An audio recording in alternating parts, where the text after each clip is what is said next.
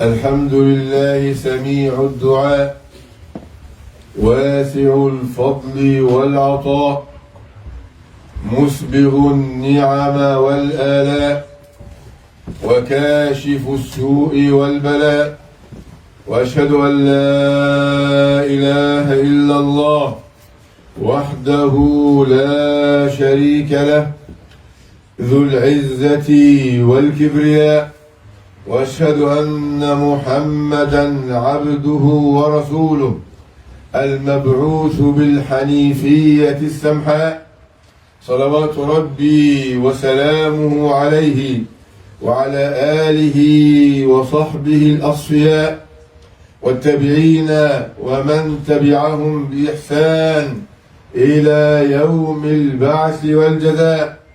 أما بعد، فيا أيها المسلمون الصالحون الكرام، لقد كان رسول الله صلى الله عليه وسلم وهو من هو في الدرجة العليا من الإيمان والعمل الصالح، صلى الله عليه وسلم كان يكثر من هذا الدعاء: اللهم أصلح لي ديني الذي هو عصمة أمري، وأصلح لي دنياي التي فيها معاشي، وأصلح لي آخرتي التي إليها معادي. فندعو جميعا بهذا الدعاء: اللهم أصلح لنا ديننا الذي هو عصمة أمرنا، وأصلح لنا دنيانا التي فيها معاشنا، وأصلح لنا آخرتنا التي إليها معادنا. آمين. فكل إنسان منا أيها الكرام، كل إنسان، كل مخلوق يحتاج إلى وسائل إصلاح وانصلاح، فليصلح ما مضى من حياته ويصلح ما يأتي من أيام عمره القادمة. فما أحوجنا أن نكثر من هذا الدعاء العظيم، وخاصة وأن الله تبارك وتعالى وهو العليم الخبير أخبرنا عن هذا الزمان، فقال ربنا الرحمن: ظهر الفساد في البر والبحر بما كسبت أيدي الناس ليذيقهم بعض الذي عملوا ليه لعلهم يرجعون. فالفساد كما أخبرنا ربنا سبحانه: ومن أصدق من الله قيلا ومن أصدق من الله حديثا. الله عز وجل الصادق يقول إن الفساد ظهر في البر والبحر، أي انتشر في كل مكان. فالله سبحانه وتعالى ينزل بأسه وعقابه وتضييقه على الناس لعلهم يتوبون ويعودون ويستغفرون ويرجعون إلى ربهم سبحانه وتعالى. إذن الله سبحانه وتعالى ربنا عز وجل أخبرنا أنه لا صلاح ولا إصلاح إلا بطاعة الله تعالى وحده لا شريك له، واتباع الرسول صلى الله عليه وسلم، وطاعة الرسول وتطبيق سنة الرسول صلى الله عليه وسلم. فقال ربنا تبارك وتعالى: يا أيها الذين آمنوا، يا أيها الذين آمنوا أطيعوا الله وأطيعوا الرسول وأولي الأمر منكم، فإن تنازعتم في شيء فردوه إلى الله والرسول إن كنتم تؤمنون بالله واليوم الآخر، ذلك خير وأحسن تأويلا.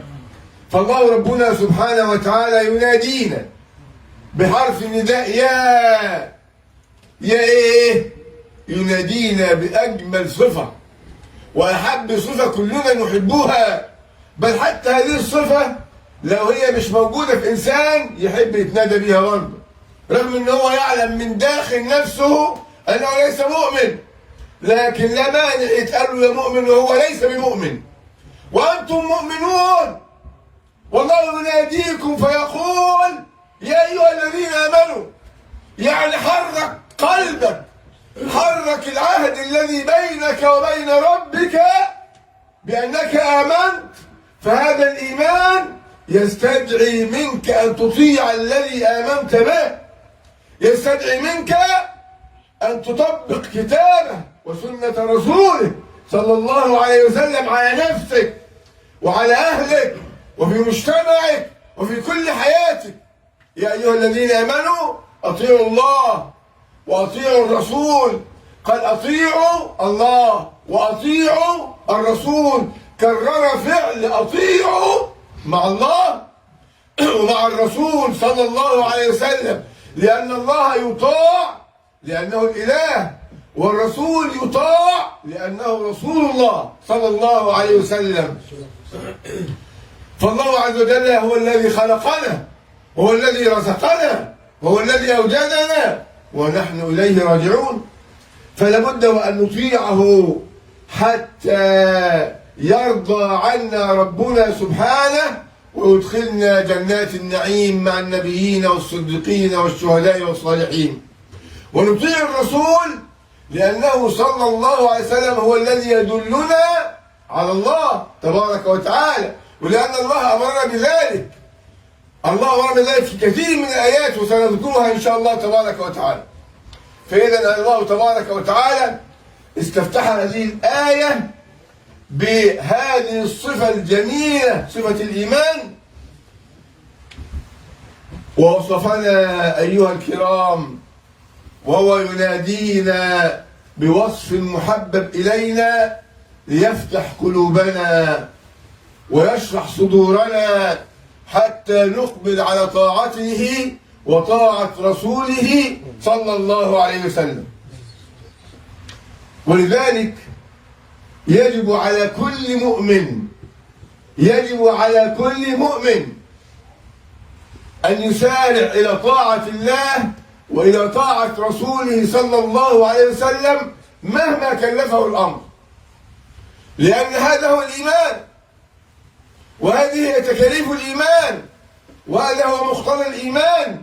فيقول ربنا سبحانه: وما كان لمؤمن ولا مؤمنة إذا قضى الله ورسوله أمرا أن يكون لهم الخيرة من أمرهم. يعني إيه؟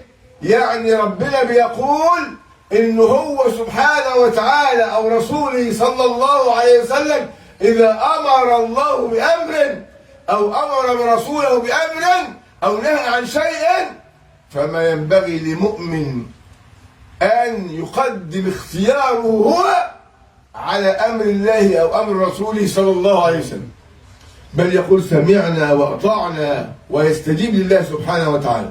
وما كان لمؤمن ولا مؤمنة إذا قضى الله ورسوله أمرا أن يكون لهم الخيرة من أمرهم.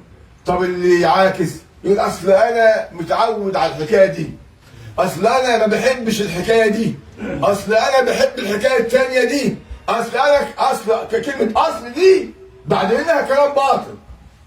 يبقى إذا اللي يقول كده يبقى حكمه إيه عند ربنا؟ ربنا قال: ومن يعص الله ورسوله فقد ضل ضلالا مبينا.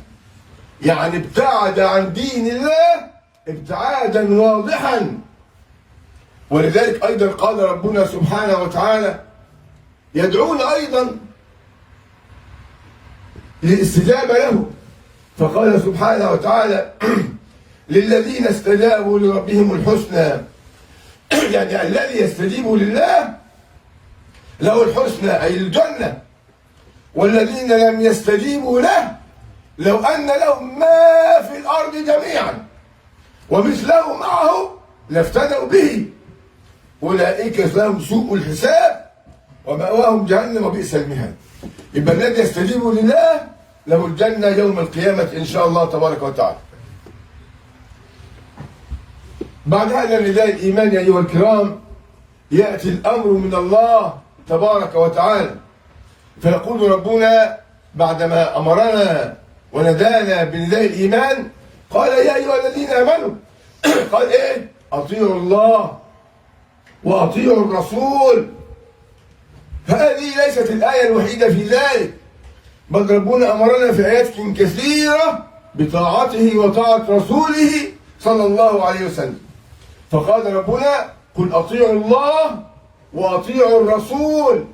وقال ربنا: قل أطيعوا الله والرسول فإن تولوا فإن الله لا يحب الكافرين. يا ستير، يعني من يعص الله والرسول يكون من الكافرين. نعم، قال ربنا سبحانه وتعالى: ومن يعص الله ورسوله فإن له نار جهنم خالدين فيها أبدا. يبقى إذن طاعة الله سبحانه وتعالى وطاعة رسوله من أهم أمور حياة كل مسلم، بل إن طاعة الله سبحانه وتعالى وطاعة رسوله صلى الله عليه وسلم فضلا عن كونها سببا للصلاح والإصلاح والانصلاح، فهي سبب أيضا للفلاح في الدنيا والآخرة.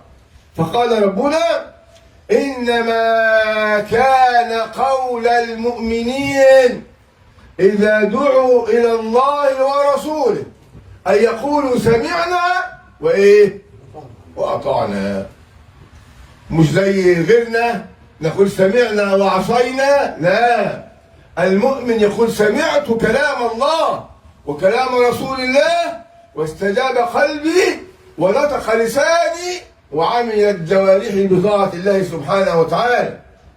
ولذلك ربنا سبحانه وتعالى قال في آخرها: وأولئك هم المفلحون. إنما كان قول المؤمنين إذا دعوا إلى الله ورسوله ليحكم بينهم أن يقولوا سمعنا وأطعنا وأولئك هم المفلحون.